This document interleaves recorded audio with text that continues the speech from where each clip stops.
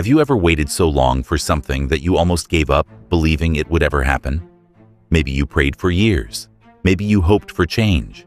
Maybe you thought, it's too late now. Well, Abraham and Sarah knew exactly how that felt. God had promised them a son, but year after year passed by, and nothing happened. Until one day, when Abraham was nearly 100 years old, and Sarah was far beyond the age of having children, God showed up with a message that sounded impossible. A baby was coming, and Sarah laughed. But before this story is over, that laughter would turn into joy. Today, we are stepping into one of the most powerful promise stories in the Bible, the story of Abraham and Sarah, and the miracle son God promised them. So sit back, and let's journey into Genesis chapters 17 and 18. Abraham and Sarah had waited a very long time. Years earlier, God had called Abraham to leave his homeland and travel to a new land that God would show him. God made Abraham a huge promise. He told him, "You will become the father of many nations." That sounded wonderful. There was just one problem.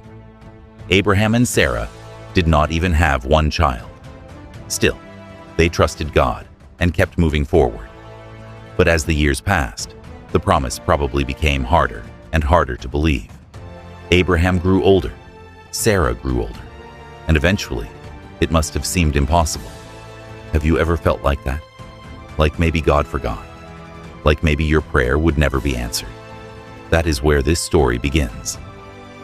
One day, when Abraham was 99 years old, God appeared to him again.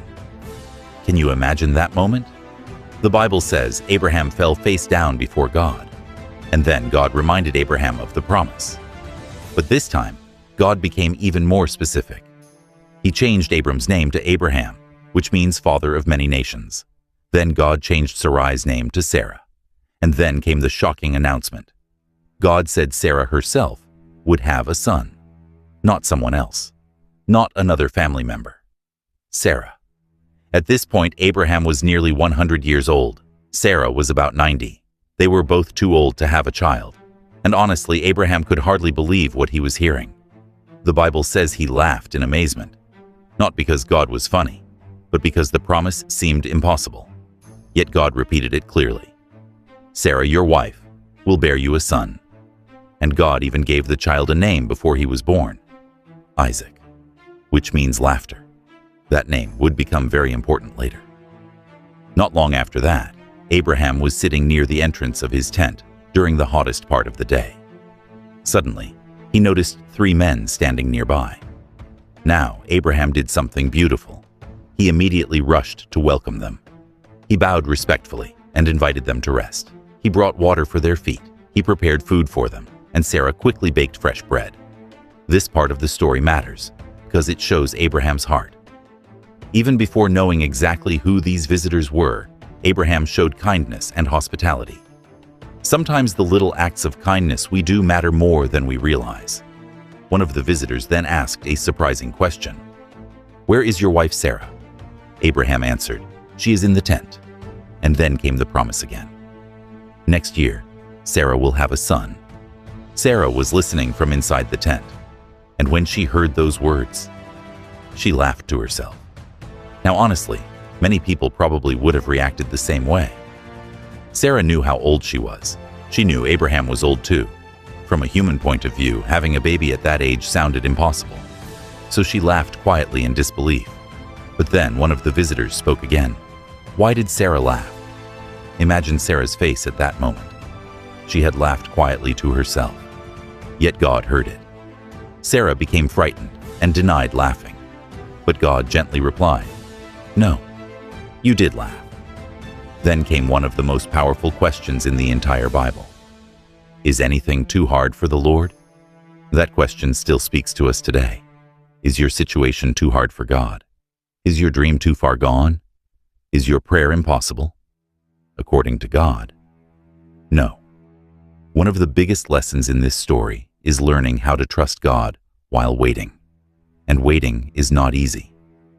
Sometimes we want immediate answers, immediate change, immediate miracles. But God often works differently. Abraham and Sarah waited decades for this promise. Decades. Yet during all that time, God had not forgotten them. And maybe somebody listening today needs to hear that. Just because the answer has not come yet does not mean God has abandoned you.